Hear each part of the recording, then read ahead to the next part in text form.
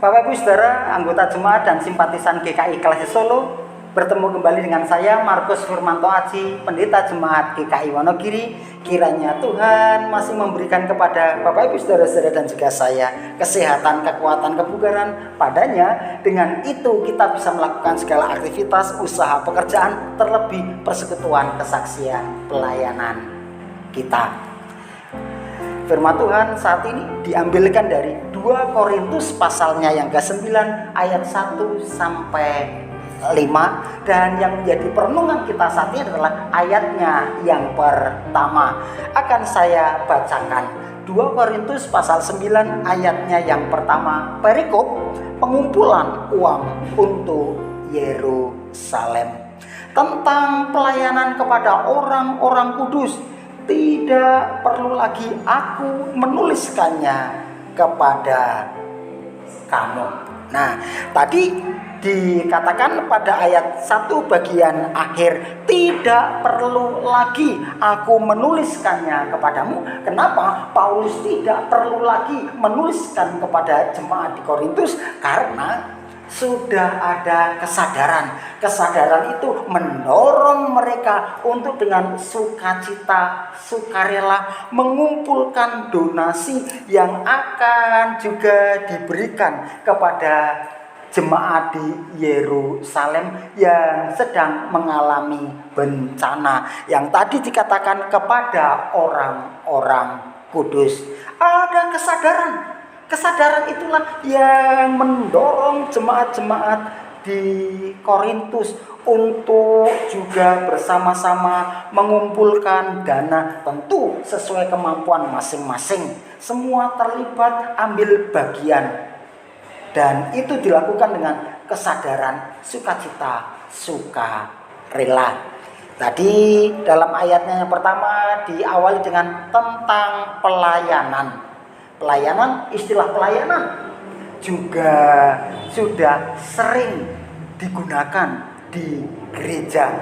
Saking seringnya, maka bisa saja kita kurang optimal, maksimal. Kenapa? Namanya juga pelayanan, seolah-olah minta permakluman kalau tidak optimal, maksimal.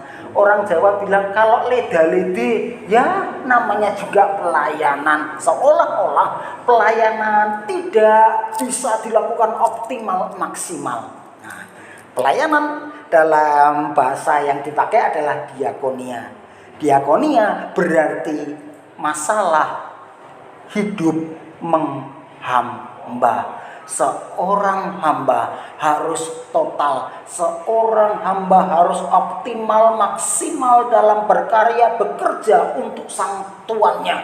Tidak bisa seenaknya. Seorang hamba ngerti apa yang menjadi tanggung jawabnya dan tidak usah disuruh-suruh baru bertindak. Orang Jawa bilang dioprak-oprak sih baru gelem tandang gawe. Kenapa harus dioprak-oprak kalau sudah tahu bahwa itu benar, itu penting, itu bisa dilakukan? Nah, inilah sebetulnya diakonia, mentalitas menghamba, total, maksimal, dan tahu apa yang harus dilakukan, lalu bertindak. Nah, inilah juga kedewasaan berpikir dan kedewasaan iman. Ora usah dioprak-oprak, yen wis ngerti yo sadaro lakonono kalau orang Jawa bilang. Nah, mari Bapak Ibu dan Saudara yang terkasih, kalau perikopnya adalah pengumpulan uang untuk Yerusalem. Nah, kenapa lebih luas orang Jawa bilang? Lebih bisa juga tepat dimanfaatkan kalau berupa uang. Mau butuh apa dibelikan.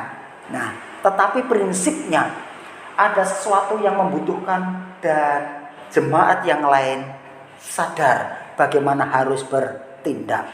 Pertolongan bisa dilakukan dengan banyak cara, dengan kemampuan yang kita miliki.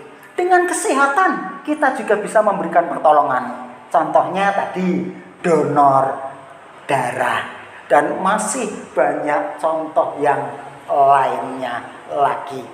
Sebagaimana slogannya juga kan, setetes darah Anda menyelamatkan mereka. Ini contoh bagaimana juga sadar harus bertindak. Tidak usah ditelepon sudah waktunya donor. Kalau memang sadar bertindak, datang ke sendiri ke tempatnya. Langsung bagaimana diingatkan. Kenapa? Sadar, sudah dewasa berpikir, dewasa bertindak, tidak usah dioprak-oprak. Mari Bapak Ibu dan Saudara yang terkasih, dalam keadaan pandemi yang belum juga selesai ini, masih banyak orang-orang yang terdampak, termasuk karena pekerjaan perekonomian. Mari kita juga mau peduli melalui juga situasi jemaat masing-masing. Prinsipnya kita tahu, kita sadar, dan dengan itu kita bertindak. Apa yang bisa Bapak Ibu berikan dan lakukan bagi mereka yang membutuhkan pertolongan? Nah, Bapak Ibu yang menjawab melalui aksi nyata. Sampai di sini renungan kita saat ini. Sampai ketemu kembali pada kesempatan Bina Iman GKI Kelasi Solo mendatang. Salam sehat selalu. Amin.